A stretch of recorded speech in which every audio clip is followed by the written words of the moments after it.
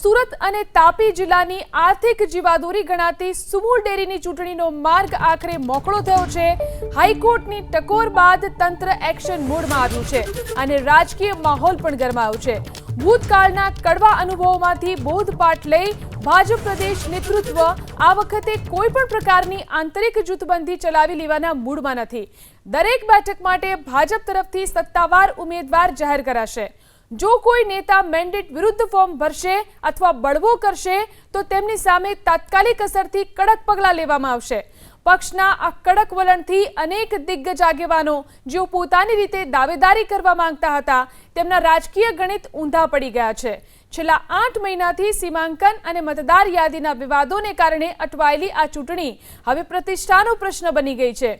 25મી મેના રોજ જાહેરનામું બહાર પડતા જ અત્યાર સુધી પડદા પાછળ ચાલતી સોગઠાબાજી ખુલ્લા મેદાનમાં આવશે।